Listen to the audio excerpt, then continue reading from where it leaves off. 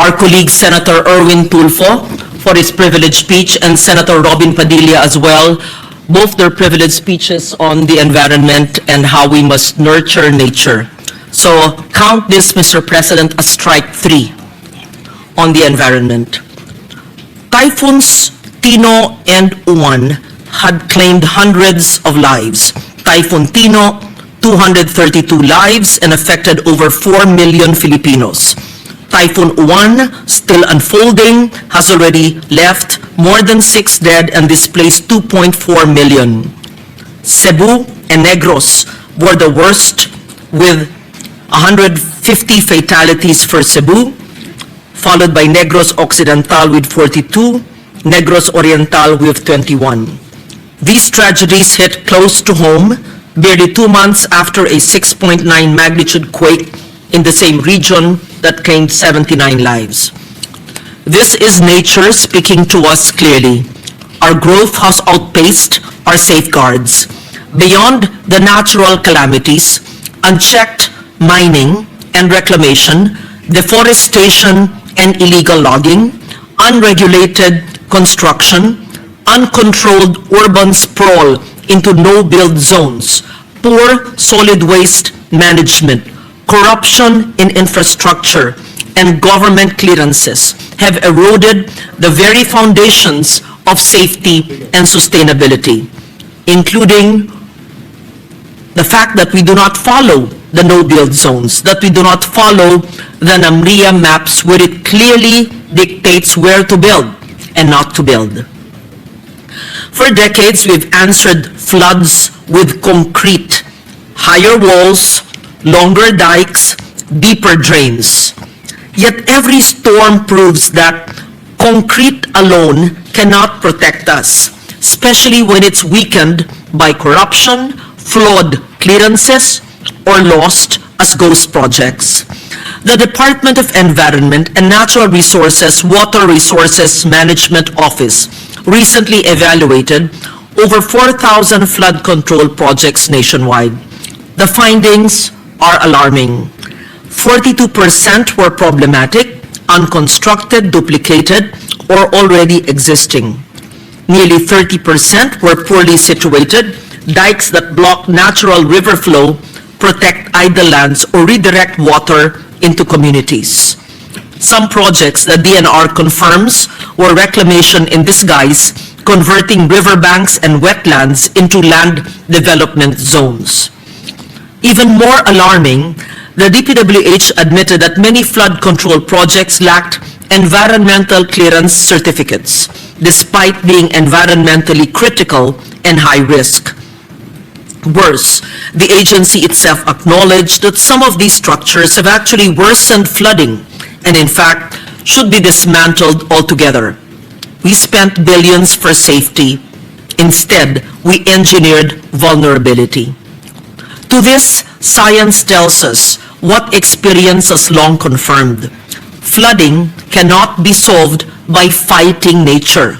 It can only be managed by working with it. The UP Resilience Institute urges a shift from rigid mega projects to flexible, nature-based, science-driven systems.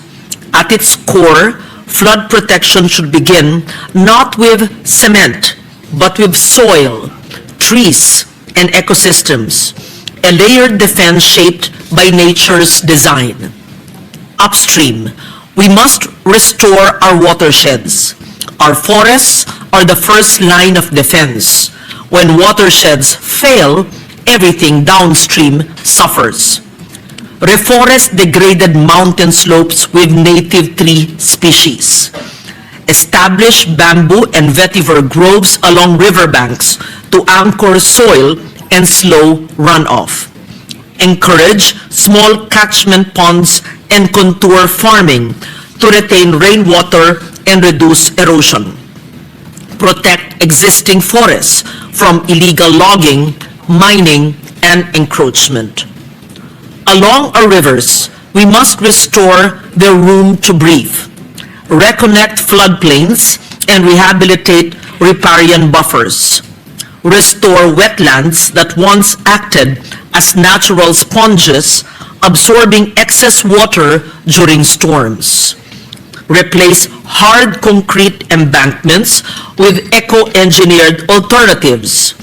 Gabions and coconuts reinforced with deep-rooted vegetation that stabilize slopes naturally while supporting biodiversity. Stop converting riverbanks into commercial or residential zones. In our cities, we must allow water to find safe paths instead of forcing it underground.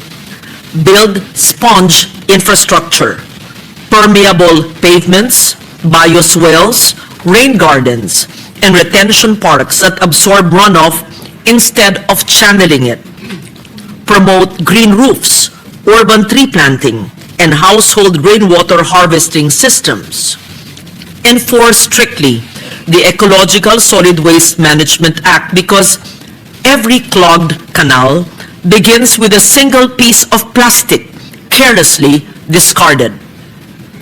Respect and observe the National Building Code's no-build zones and follow the NAMRIA maps, which is said to have been distributed to all local government units. Stop granting exemptions for politically connected persons. And along our coasts, we must bring back the mangroves and seagrass beds that shield us better than any seawall ever could. To make this happen, governance must evolve as much as our climate has. Agencies must act as one under a unified, integrated flood management and river basin framework with support from local governments, academic institutions, and local communities. The DPWH must align all flood projects with DNR WRMO's satellite validation database before approving or funding any new structure. Equally vital is the use of multi-hazard maps, integrating flood, landslide, earthquake, and storm surge risks to guide all planning and infrastructure decisions. These maps are not for mere academic exercise. Without them, we build where water should flow and settle where danger waits. They must be regularly updated with satellite data used by all agencies and LGUs and made public to ensure accountability and preparedness. All future projects must be science-based, risk-informed, and climate-aligned, not politically convenient or politically determined. It must follow the stream of water based on master plans, river basins, not determined by politically determined districts. We must also enforce what already exists: the Clean Water Act, the Ecological Solid Waste Management Act, the National Building Code's no-build zones, and the NAMRIA maps. When told to evacuate, let's not wait. Never risk lives or our rescuers' lives. Penalties must be maximized for those who steal amid calamity before or after. Floods are not acts of God when negligence is written into the blueprints. But governance is not only about agencies that comprise government. It is instead our people. We must remind our citizens that resilience begins at home.